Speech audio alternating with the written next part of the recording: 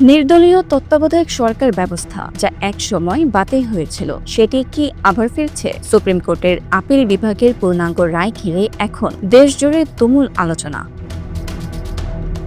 সর্বোচ্চ আদালত বলেছে, নির্দলীয় তত্ত্বাবধায়ক সরকার ব্যবস্থা সংবিধানের মৌলিক কাঠামোর অংশ, অর্থাৎ এটি অবাধ ও সুষ্ঠু নির্বাচনের জন্য প্রয়োজনীয় গণতন্ত্র রক্ষার একটি রক্ষা কবচ। তবে গুরুত্বপূর্ণ বিষয় হলো, এই ব্যবস্থা এখনই চালু হচ্ছে না, এটি কার্যকর হবে আগামী চতুর্দশ জাতীয় সংসদ নির্বাচন থেকে।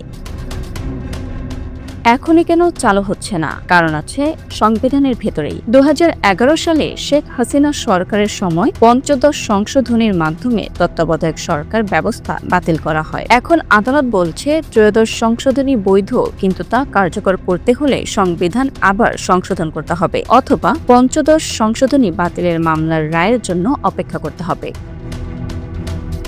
আইন বিশেষজ্ঞরা বলছেন, অন্তত তিনটি বড় পরিবর্তন দরকার তত্ত্বাবধায়ক সরকার ব্যবস্থা ফেরাতে। এক, নির্বাচন সংক্রান্ত 123 অনুচ্ছেদ নিয়ে। এখন নির্বাচন হয় সংসদ ভাঙার আগেই, কিন্তু তত্ত্বাবধায়ক ব্যবস্থায় সংসদ ভাঙার পর সরকার গঠন হয়। 2, যে সংশোধনী দরকার সেটি হলো সংবিধানের 99 অনুচ্ছেদ। অবসরপ্রাপ্ত বিচারপতিরা লাভজনক পদ নিতে পারবেন না, ফলে তারা প্রধান উপদেষ্টা হতে পারবেন না। 3, শপথের বিধান। তত্ত্বাবধায়ক সরকারের শপথ সংক্রান্ত নিয়ম বাতিল করা হয়েছিল, সেটাও আবার ফিরিয়ে আনতে হবে।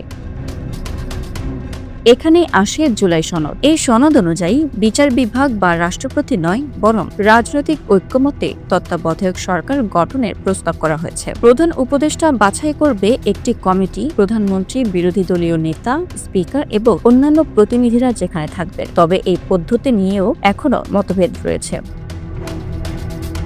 1996 সালের রাজনৈতিক সংকটের পর তত্ত্বাবধায়ক সরকার ব্যবস্থা চালু হয়। পরবর্তী 3টি নির্বাচন এই ব্যবস্থায় অনুষ্ঠিত হয়, কিন্তু 2011 সালে আদালত সেটিকে অসাংবিধানিক ঘোষণা করে। এবারের রায়ে সেই পুরনো অবস্থানকেই ভুল বলা হয়েছে।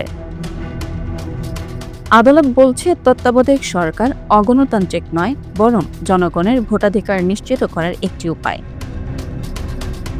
এই রায়ের ফলে রাজনীতিতে নতুন সমীকরণ তৈরি হবে। ভবিষ্যৎ নির্বাচন পদ্ধতি নিয়ে নতুন আলোচনা শুরু হবে। বিশেষ করে কে হবে প্রধান উপদেষ্টা, কিভাবে গঠিত হবে সরকার, এসব প্রশ্ন এখনো অমীমাংসিত।